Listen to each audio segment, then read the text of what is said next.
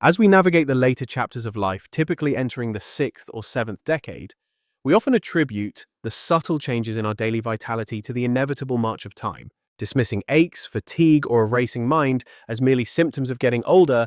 Yet there is a silent physiological narrative unfolding within our bodies that goes beyond simple aging and roots itself deeply in how our biological systems handle the pressures of existence. This narrative is driven by a potent chemical messenger known as cortisol, a hormone that once served as our ancestors' greatest ally in escaping immediate physical danger, but has, in the modern context of senior living, transformed into a persistent adversary that accelerates cellular decline and compromises the very foundation of our health. To understand why relaxation is not merely a luxury but a medical necessity for the elderly, we must first embark on a deep exploration of the aging stress response system, specifically the hypothalamic pituitary adrenal axis, or HPA axis, which functions differently in a 70-year-old body compared to that of a 30-year-old. In a youthful system, the stress response is designed to be a sharp, temporary spike. When a threat is perceived, the hypothalamus signals the pituitary gland, which in turn commands the adrenal glands to flood the bloodstream with cortisol and adrenaline, sharpening focus, tightening muscles, and preparing the body for rapid action. Crucially, once the threat dissipates, a young body possesses a robust feedback mechanism that rapidly shuts this valve off, allowing cortisol levels to plummet back to baseline and the body to return to a state of homeostasis and repair. However, scientific literature and geriatric endocrinology reveal that as we age, this off switch becomes sticky and less responsive, leading to a phenomenon known as reduced negative feedback sensitivity, meaning that even minor stressors, such as worrying about a medical appointment, managing financial concerns, or even watching distressing news, can trigger a cortisol release that lingers in the bloodstream far longer than it should. This chronic elevation of cortisol creates a toxic chemical bath for our internal organs, acting as a corrosive agent that slowly erodes the protective lining of blood vessels, inhibits the uptake of calcium in bones, leading to osteoporosis, and suppresses the immune system's ability to detect and fight off infections or nascent abnormalities. The connection between this chemical imbalance and muscle tension is profound and direct, serving as the bridge between mental anxiety and physical deterioration, because cortisol prepares the body for a physical fight that never happens. When the brain perceives stress, it instructs the skeletal muscles to contract and brace for impact, a survival mechanism known as muscle guarding, which, in the context of our evolutionary history, was intended to protect our internal organs from physical trauma. In the modern senior lifestyle, this guarding reflex becomes chronic rather than acute, manifesting not as a preparation for battle, but as a rigid, frozen stiffness particularly noticeable in the neck, shoulders, and lower back. This constant state of microcontraction consumes vast amounts of energy, leaving the individual feeling perpetually exhausted despite having performed no rigorous physical activity, effectively draining the vitality needed for joyful living and channeling it into maintaining a shield of tension against invisible threats. Furthermore, this muscular rigidity acts as a feedback loop to the brain. When the sensory receptors in our muscles detect constant tension, they send signals back to the brain confirming that a threat is still present, thereby triggering the release of even more cortisol and creating a self-perpetuating cycle of stress and stiffness that can seem impossible to break.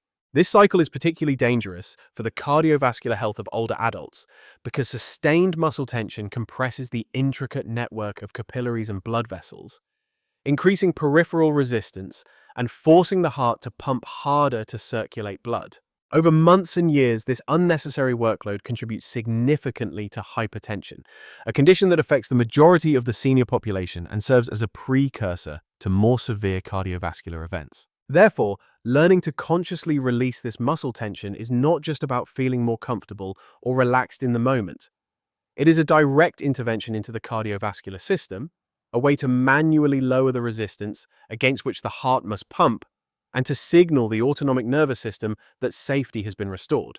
By mastering specific muscle relaxation techniques, we are effectively hacking the HPA axis, using the body to calm the mind when the mind is too overwhelmed to calm the body, a reverse engineering of the stress response that is particularly effective for the aging nervous system. One must also consider the neurological impact of chronic stress and muscle tension, specifically how high cortisol levels affect the hippocampus, the region of the brain responsible for memory formation and emotional regulation. Studies have shown that older adults with consistently high cortisol levels display a faster rate of hippocampal atrophy or shrinkage, which correlates directly with memory lapses and a reduced ability to navigate complex emotional landscapes. This biological fact underscores that stress management is cognitive preservation.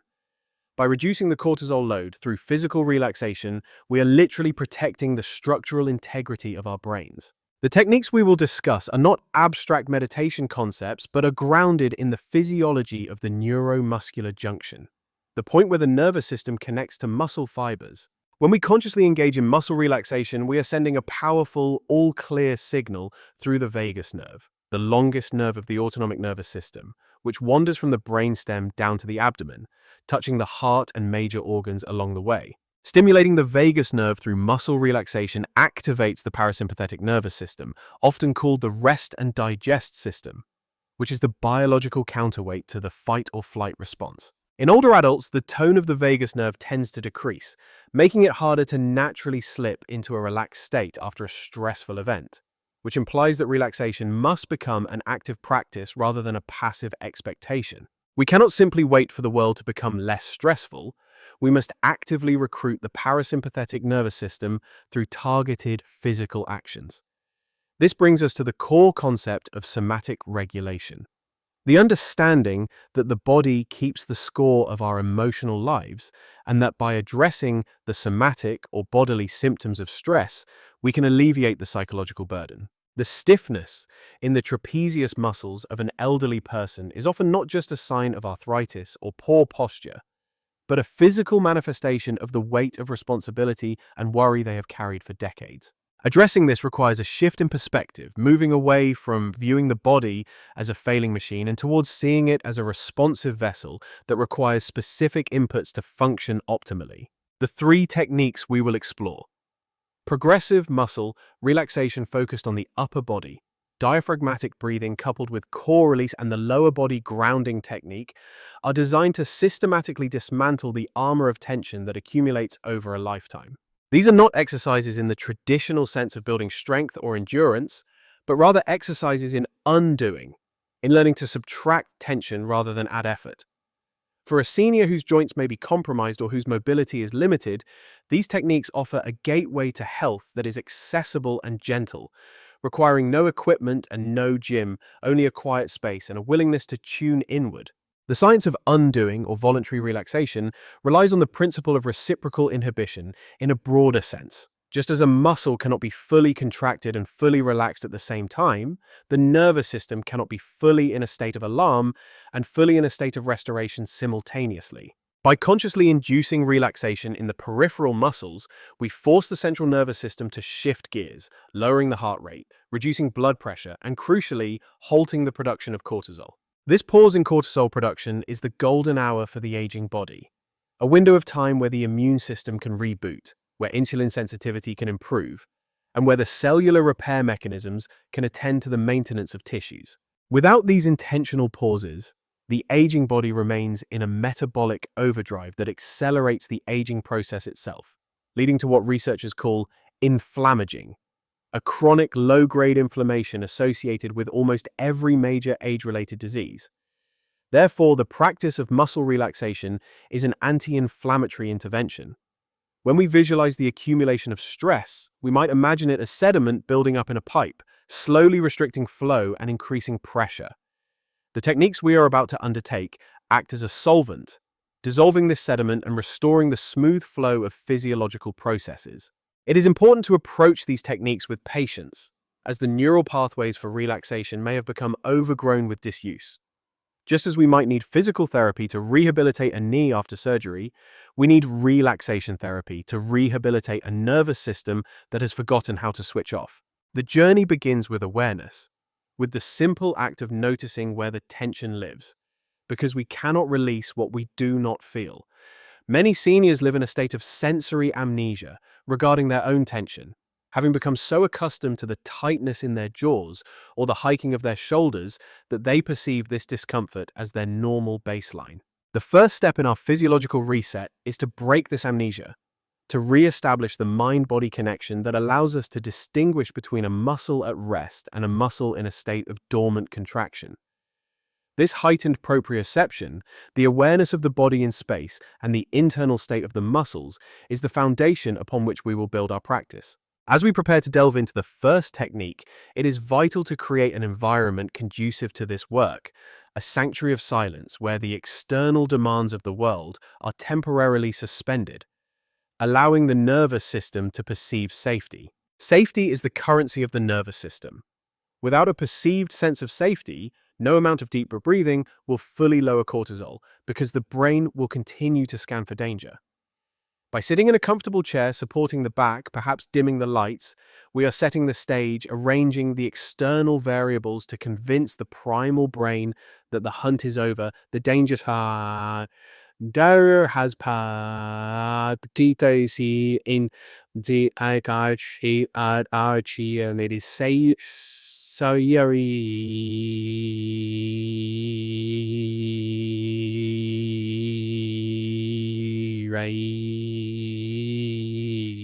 This preparation is as important as the technique itself, serving as a ritual that signals the transition from the doing mode of the day to the being mode of the practice. As we move into the specifics of the first technique, remember that this is a skill to be cultivated, not a task to be completed. It is a gentle conversation with your own biology, a request for softness in a world that is often hard. The cumulative effect of practicing these techniques is not linear but exponential. A small reduction in cortisol today leads to better sleep tonight, which leads to a more balanced mood tomorrow, which creates a more resilient baseline for handling the stresses of the coming week. We are effectively rebuilding the resilience of the HPA axis, retraining it to respond appropriately to stress rather than overreacting. This is the empowerment of the aging process. While we may not be able to control the external events of our lives or the passage of time, we retain profound control over our internal reaction to them.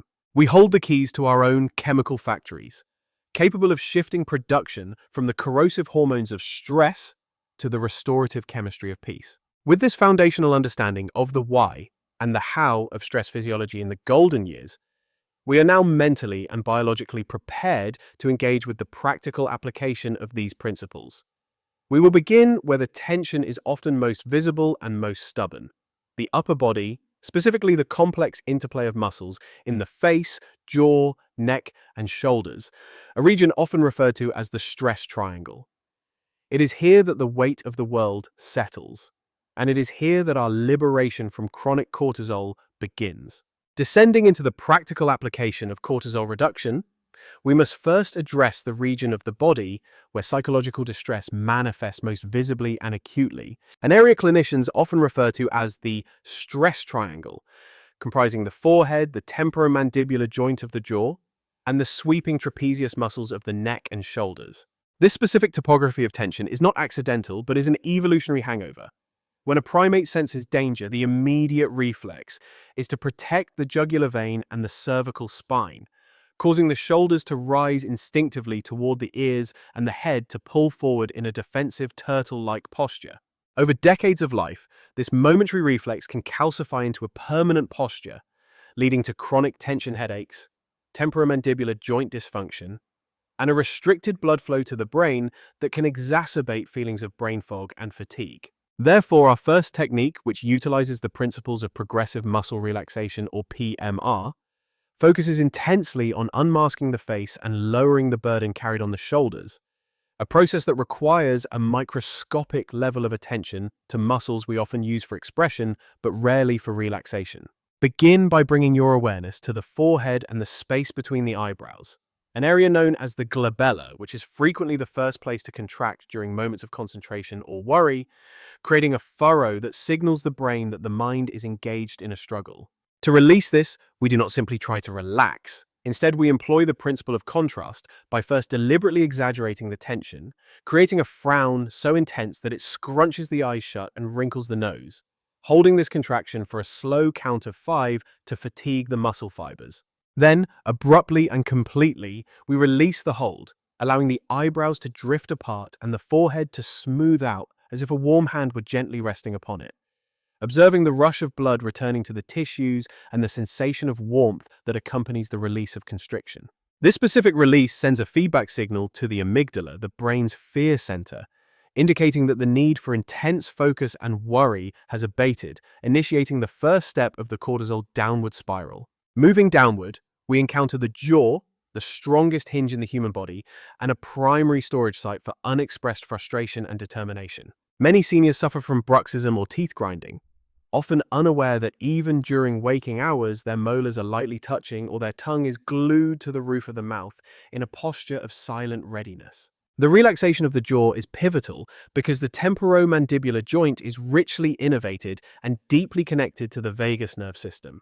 A tight jaw often correlates with a tight pelvic floor and a rigid diaphragm. To disengage this mechanism, one must consciously separate the upper and lower teeth, allowing the tongue to fall heavily to the floor of the mouth, creating a sensation of slackness that might feel unnatural at first to those accustomed to holding themselves together.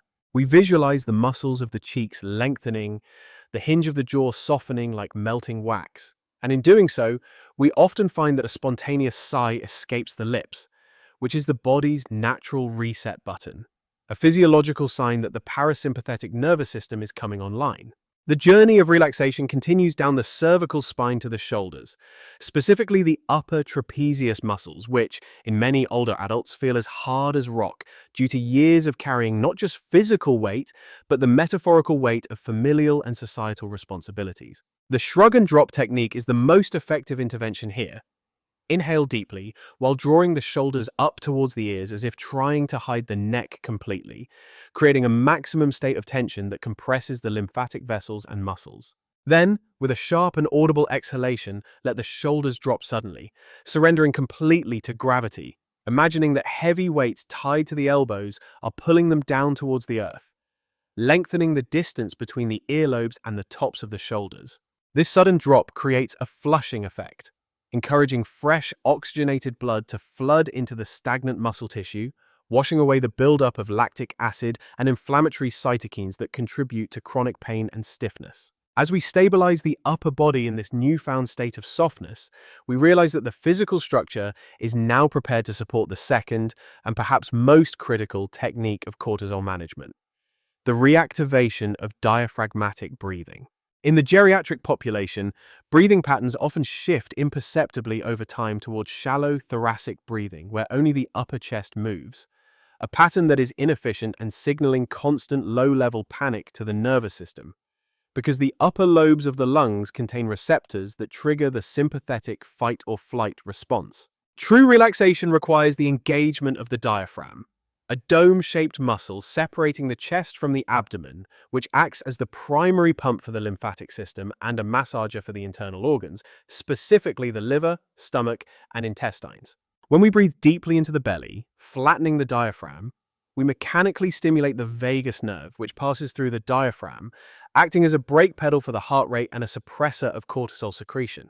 However, for many seniors, the diaphragm has become atrophied and rigid from disuse and poor posture, making the initial attempts at deep breathing feel restrictive or difficult. Thus, we must approach this not as a forcing of air, but as a gentle expansion, visualizing the torso not as a cage but as a flexible vessel. Place one hand on the chest and one hand on the belly, just above the navel, to provide tactile feedback, a crucial step for re-establishing the mind-body connection that may have been severed by years of ignoring bodily sensations. The goal is to keep the hand on the chest completely still, while the hand on the belly rises and falls like a boat on a gentle ocean swell, a movement that forces the lungs to expand downward rather than outward, utilizing their full capacity and maximizing oxygen exchange efficiency, which tends to diminish with age. This technique, often called belly breathing, is scientifically proven to lower blood pressure almost immediately and to reduce the perceived rating of stress. But its efficacy lies in the rhythm and the ratio of inhalation to exhalation. We introduce the concept of the extended exhalation based on the physiological fact that inhalation is sympathetically driven, slightly increasing heart rate, while exhalation is parasympathetically driven, slowing heart rate. Therefore, to lower cortisol, we must emphasize the out-breath. A recommended pattern for older adults is the 4 to 6 count, inhaling smoothly through the nose for a count of 4, pausing for a brief moment of suspension where everything is still, and then exhaling through pursed lips as if blowing out a candle through a straw for a slow count of 6.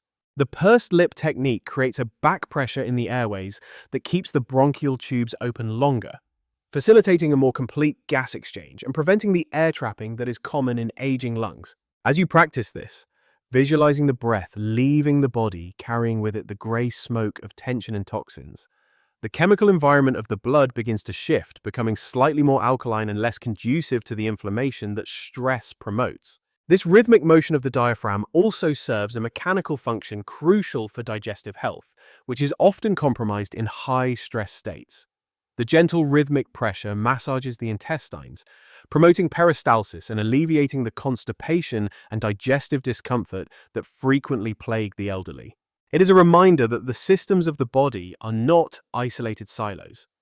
The way we breathe affects how we digest, how we think, and how we feel, weaving a tapestry of interconnectedness where a single intervention can have multiple systemic benefits. By coupling the facial and shoulder relaxation with this deep, rhythmic breathing, we create a compound effect, a synergy where the physical signal of safety from the muscles meets the chemical signal of safety from the breath, creating a powerful calmness that overrides the background noise of anxiety. There is also a profound cognitive element to this breathing practice. It acts as an anchor for the wandering mind, which in older age can often drift toward rumination on the past or anxiety about the future, mental states that are potent triggers for cortisol. By forcing the brain to count the breath in for 2, 3, 4, out for 2, 3, 4, 5, 6, we occupy the working memory slots of the brain, leaving no room for the intrusive thoughts that fuel the stress response. This is a form of concentration meditation stripped of any spiritual or esoteric complexity, making it a purely mechanical tool for mental quietude that is accessible to anyone, regardless of their belief system or cognitive status. It teaches the brain that it has a refuge, a safe harbor that can be accessed instantly, anywhere, whether sitting in a doctor's waiting room or lying awake in bed at night. It is important to acknowledge that during the initial stages of practicing diaphragmatic breathing, one might experience lightheadedness or a sense of awkwardness. This is a normal response of a system adjusting to a sudden influx of oxygen and a shift in blood chemistry. Seniors should be encouraged to practice this while seated safely or lying down to mitigate any risk of dizziness and to proceed with gentleness, never forcing the breath to the point of strain, but rather inviting the air to fill the spaces that have been closed off. The imagery of a balloon inflating in the abdomen is particularly helpful, expanding not just forward but also to the sides and into the lower back, engaging the entire 360-degree circumference of the lower torso. This expansion into the lower back often provides a secondary benefit of stretching the lumbar muscles from the inside out, offering relief to the aching backs that are so common in the geriatric demographic. Furthermore, we can enhance the vagal stimulation by adding sound to the exhalation, a technique known as humming bee breath or Brahmari, though for our purposes, simply humming a low, resonant tone while exhaling is sufficient. The vibration created by humming resonates in the chest and throat, physically shaking loose tension in the vocal cords and stimulating the vagus nerve endings that innervate the larynx and pharynx. This vibratory massage is incredibly soothing to the nervous system, acting almost like an internal cat's purr that signals contentment and safety to the primitive brain. For a senior living alone, the sound of their own voice used in this soothing manner can be a comforting presence, breaking the silence of isolation and reconnecting them with their own vitality. As we master the upper body release and the core breathing, we begin to notice a shift in our perception of time. The frantic urgency that characterizes high cortisol states begins to dissolve, replaced by a slower, more deliberate cadence. The heart rate variability, a key marker of heart health and resilience, begins to improve, indicating that the heart is becoming more responsive and less rigid in its beating pattern. We are effectively turning back the biological clock on stress, reclaiming the pliability and adaptability that are the hallmarks of youth. However, the body is a kinetic chain, and tension chased from the shoulders and breath can often migrate downward, finding refuge in the hips, the legs, and the feet, areas that bear the literal weight of our standing in the world. The legs, Particularly the large muscle groups of the quadriceps and the intricate network of the feet are the final frontier in our total body relaxation protocol. They are the instruments of flight in the fight or flight response, and often harbor a restless energy that can manifest as restless leg syndrome or nocturnal cramping. To achieve a state of complete physiological neutrality, where cortisol is minimized to its absolute lowest baseline, we must ground this energy, drawing the relaxation down from the torso and into the foundation of the body. This prepares us for the third and final technique, lower body grounding and the integration of the relaxed state, which will solidify the gains we have made thus far and provide a complete template for a cortisol-free existence. The journey from the furrowed brow to the planted foot is a journey toward wholeness. And as we prepare to engage the lower body, we carry with us the softness of the face and the rhythm of the breath as our new standard of being. Having softened the mask of the face, dropped the burden from the shoulders, and reignited the rhythmic engine of the diaphragm, we must now turn our attention downward to the hips, the legs, and the feet, the forgotten heroes of our anatomy that bear the accumulated gravity of our entire lives. The lower body is not merely a pedestal for the head and trunk. Physiologically, it is the largest reservoir of blood in the body and the home of the largest muscle groups, which means its state of tension or relaxation has a disproportionate impact on overall blood pressure and cardiac workload. In the context of the primal stress response, the legs are the engines of flight, wired to spring into action at the first sign of adrenaline, and for the elderly individual, this can manifest as a chronic, low-grade tightness in the hips and thighs that inhibits mobility and disturbs sleep, often masquerading as restless energy or unexplainable aches. Therefore, the final phase of our cortisol reduction protocol is grounding, a technique that systematically powers down these massive muscle groups, signaling to the central nervous system that we are stationary, stable, and safe, effectively severing the final link in the chain of the fight or flight mechanism. We begin at the pelvic girdle and the gluteal muscles, an area that holds a tremendous amount of unconscious tension, particularly for those who spend significant time sitting, which compresses the tissues and restricts blood flow. To release this, we employ a gentle isometric contraction. While seated or lying down, squeeze the buttocks firmly together, visualizing the muscles hugging the hip bones, holding this tension for a count of 5 while continuing to breathe, never holding the breath. And then on a long exhalation, release suddenly and completely. The sensation to seek is one of widening and sinking, as if the chair or the bed has risen up to support you, allowing the pelvis to become heavy and anchored. This release is crucial because a relaxed pelvis allows for the deeper descent of the diaphragm, which we cultivated in the previous step, proving once again that the body is a unified tensegrity structure, where a release in the hips facilitates a deeper breath in the lungs. Traveling down the femur to the thighs, we encounter the quadriceps and hamstrings, the powerful muscles responsible for locomotion and lifting. In a high cortisol state, these muscles are often microspasming, ready to run. We address this by engaging the quadriceps, gently engaging the muscles on the front of the thigh, as if trying to straighten the knee against resistance, feeling the hardness and the heat of the muscular effort, and then melting that effort away. As the tension leaves the thighs, imagine the muscle fibers unbraiding, lengthening, and becoming fluid, like water flowing downhill. This visualization is supported by the physiological reality that relaxation increases vasodilation, opening the blood vessels in the legs and reducing the peripheral resistance against which the aging heart must pump. This specific action of relaxing the large leg muscles is one of the most effective ways to draw blood away from a congested head or an anxious chest, effectively redistributing the body's energy resources and promoting a sense of systemic equilibrium.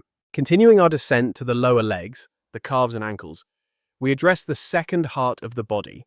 The calf muscles act as a venous pump, returning blood back up to the heart against gravity, and when they are chronically tight, circulation becomes sluggish, contributing to swelling or edema common in seniors. Flex the feet by pulling the toes back towards the shins, creating a strong stretch in the Achilles tendon and a contraction in the front of the shin, holding this active dorsiflexion for a moment to feel the stretch, and then pointing the toes away to contract the calves, before finally letting the feet flop open to wherever they naturally want to fall. This flop is the critical moment of surrender. For many, the feet will naturally roll outwards, a sign that the external rotators of the hip have truly let go. At this stage, you may experience a tingling sensation or a feeling of warmth in the toes. Do not be alarmed, for this is a positive sign of reperfusion, the return of optimal blood flow to the extremities, warming cold feet and nourishing the peripheral nerves, which may be suffering from reduced sensation. Finally, we arrive at the soles of the feet, the most distal point of our nervous system, packed with thousands of sensory receptors or proprioceptors that tell the brain where we are in space. In our grounding practice, even if we are not standing, we visualize roots extending from the soles of the feet, penetrating deep into the earth beneath us, anchoring us into a stability that is older and stronger than our current worries. This visualization of earthing is not merely poetic. It utilizes the mind's power to direct focus away from the chaotic, abstract thoughts of the brain and down into the concrete, physical reality of the ground, effectively getting out of your head and into your feet. By concentrating on the sensation of the heel, the ball of the foot, and the toes, we draw the excess electrical energy of the nervous system downward, creating a sensation of heaviness that is deeply sedative and perfectly conducive to sleep or deep rest. Now, having systematically addressed the stress triangle of the upper body, the diaphragmatic engine of the core, and the grounding foundation of the lower body, we enter the phase of integration, where we scan the body as a whole, looking for any lingering pockets of resistance. Imagine a wave of relaxation, like warm water or golden light, washing from the crown of the head, smoothing the forehead, unhinging the jaw, softening the shoulders, expanding the belly, relaxing the hips, and flowing down through the legs and out of the toes, carrying with it the last debris of stress. In this integrated state, the body often feels significantly heavier, as if gravity has increased, yet simultaneously the mind feels lighter, untethered from the loops of anxiety. This paradox of heavy body, light mind is the signature of a deep alpha or theta brainwave state, the healing frequency where cortisol production is halted and restorative hormones like DHEA and growth hormone are released. It is here in this quiet stillness that the true repair work of the aging body takes place, knitting together frayed cells. Olan ma ans ien son edi sudroski uzo usei armi kesti payant multumlun kitchen schmon tuosti in warit the kiom chamushi.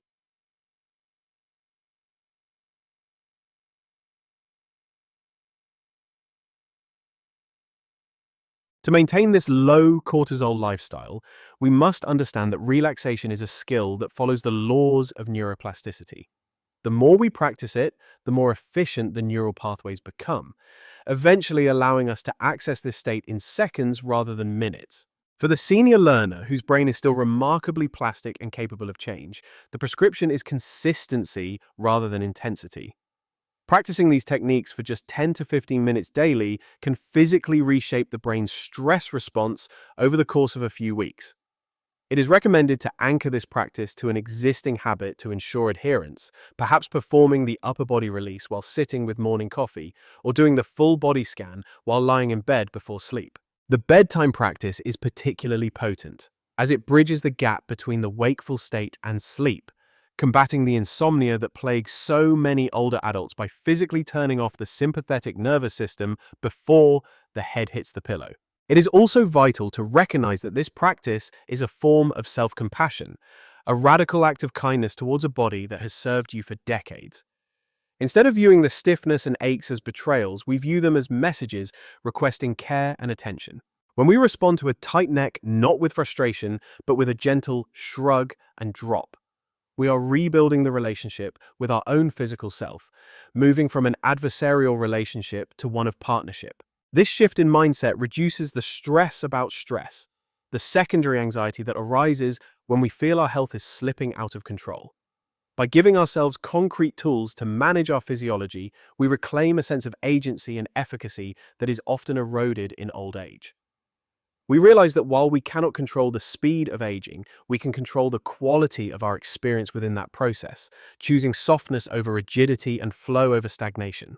Furthermore, as you become proficient in these three techniques, they become portable tools that you carry with you everywhere. You can drop your shoulders in the grocery line, breathe into your belly during a medical procedure, or ground your feet while dealing with a difficult phone call. You become a secret practitioner of peace, maintaining a calm center even when the world around you is turbulent, which not only protects your own cortisol levels, but also has a co-regulating effect on those around you, as a calm nervous system can subconsciously soothe the agitated nervous systems of spouses, children, or grandchildren. This is the ripple effect of self-regulation.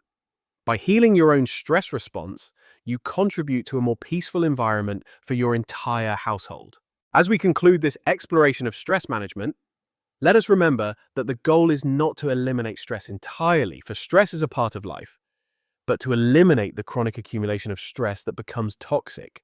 The aging body is a resilient vessel, capable of profound healing and adaptation when given the right conditions, and by consciously managing cortisol through muscle relaxation, breathing, and grounding, you are providing the optimal conditions for vitality. You are clearing the chemical noise so that the music of life can be heard more clearly, allowing you to engage with your golden years, not with fear and contraction, but with openness, breath, and a grounded presence. Let this be your daily invitation to pause, to breathe, to soften, and to remember that peace is not something you have to go out and find, but something you create from within, one muscle, one breath, and one moment at a time. The power to lower your cortisol and raise your quality of life lies literally in your own hands, your own lungs, and your own awareness. Embrace these techniques not as chores, but as gifts you give to yourself, recognizing that the most productive thing you can do for your health today might simply be to let go.